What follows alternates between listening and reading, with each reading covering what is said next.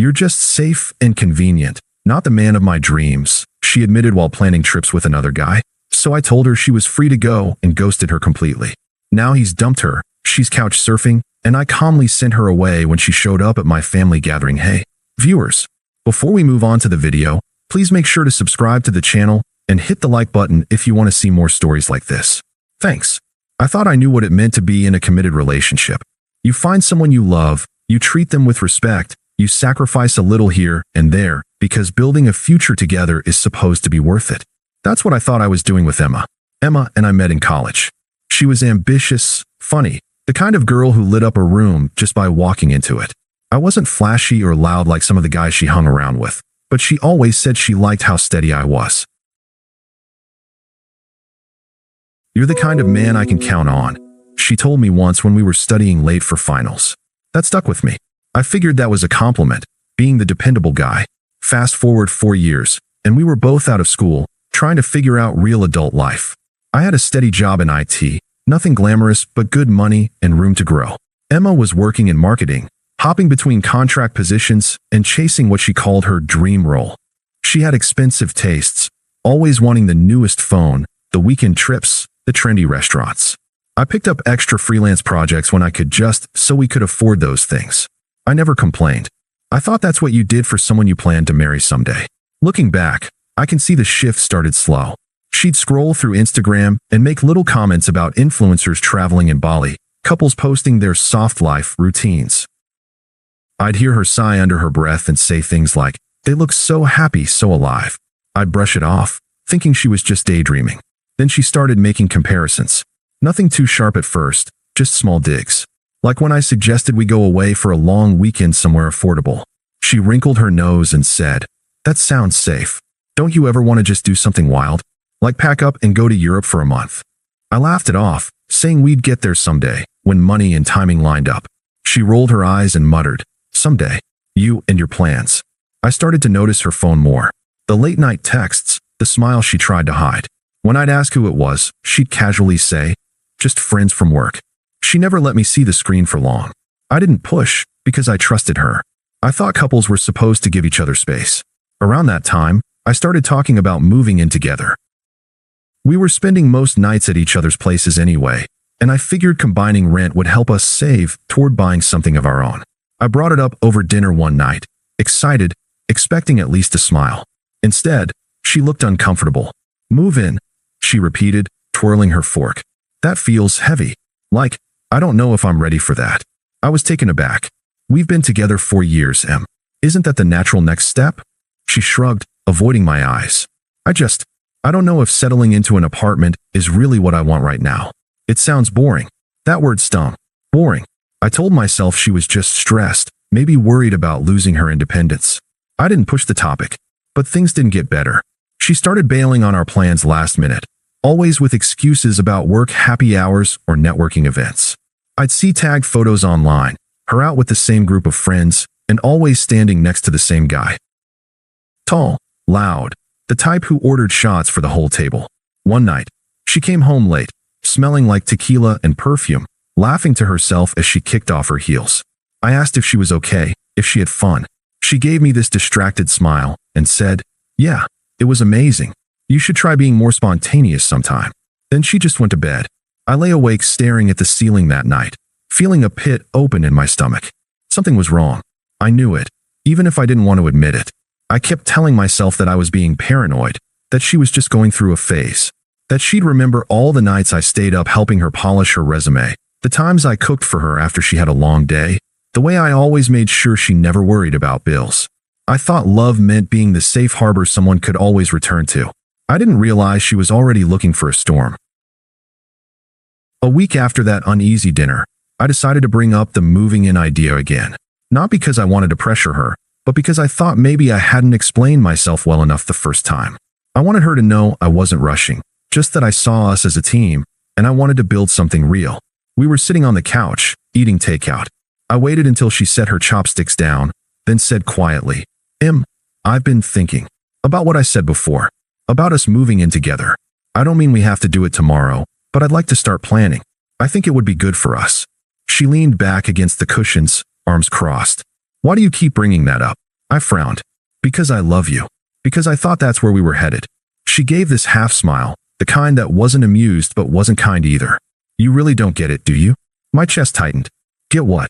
That's not what I want, she said flatly. I don't want to move in with you.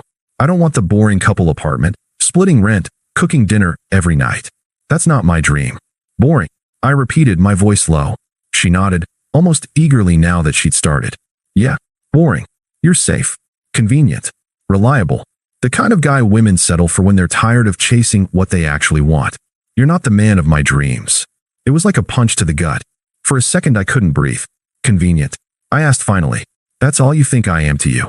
Her expression softened for a moment, like she realized how harsh it sounded, but she didn't take it back. Instead, she sighed. Look, you're a good guy, okay? You really are. But I want more. I want passion, excitement, adventure. I want to feel alive. Not like I'm signing up for a 30-year mortgage with a guy who plans his weekends around laundry. I swallowed hard, trying to keep my voice steady. So what then? There's someone else. She hesitated just long enough to confirm it. Then she said, too quickly, it's not like that. Emma, I said quietly. Who is he? She picked at a loose thread on the couch cushion. Just someone I know. A friend. We've been talking. He gets me. He wants the same things I do. He's spontaneous, fun, not afraid to live in the moment. We're planning a trip next month. My mouth went dry. You're planning trips with another man while you're still with me? She had the nerve to look annoyed. Don't twist it. It's not cheating. We're just connecting. And honestly, it made me realize how much I've been missing. You don't make me feel that way. You never did. I sat there, staring at her, every word carving deeper. 4 years of my life, every late night helping her study, every extra shift I worked so she could have the life she wanted, reduced to convenient. I took a slow breath. So what are you saying? You're leaving me? She shrugged like it was the most natural thing in the world. I think it's for the best. You'll find someone who appreciates you. You deserve that. And I deserve someone who makes me feel alive. Her voice was so calm, so certain, like she was doing me a favor by dumping me. I sat back, numb. My mind screamed at me to shout, to argue, to demand how she could say these things after everything we'd been through. But all that came out was a quiet. If that's how you feel, I won't stand in your way. She blinked, surprised. That's it. You're not going to try to fight for me. I met her eyes. For the first time all evening, I felt a strange clarity. No. If you think there's something better out there, go find it. She opened her mouth, then closed it again. For once, she didn't have a comeback. She just looked unsettled. I stood up, grabbed my keys, and said, I'll give you some space. You can figure out your trip. And I'll figure out the rest. Then I walked out, not slamming the door, not raising my voice, just leaving, because there was nothing left to say. Inside, I was shattered. But on the outside, I gave her nothing. The first few weeks after I walked out of Emma's apartment were brutal. I won't sugarcoat it. My phone felt like dead weight in my pocket, but I kept checking it anyway, half hoping she'd text, half dreading she actually would. She didn't. Instead, I saw her life plastered all over social media. Pictures of her at rooftop bars, arms wrapped around that same tall guy I'd seen in the group photos. Captions like, finally living my best life, and surround yourself with people who make you feel alive.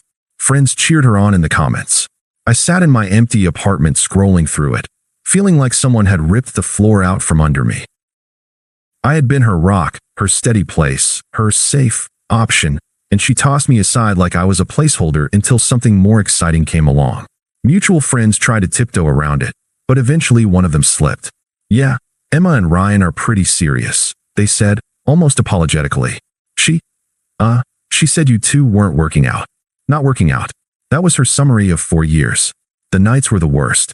I'd sit on the couch staring at the TV, not even hearing what was on. I'd remember the little things, the way she used to curl up against me on cold nights, the mornings she'd leave her coffee cup in the sink because she was always running late.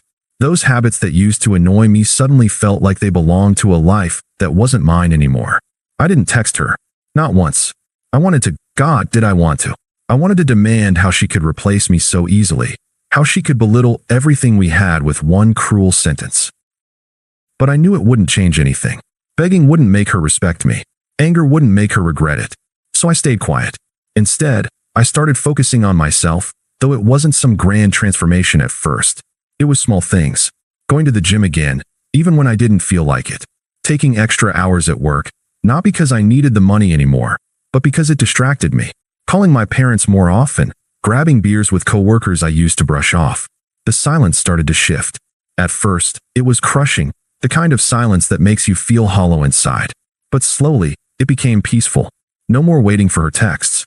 No more wondering if she'd cancel plans. No more living in the shadow of her restlessness.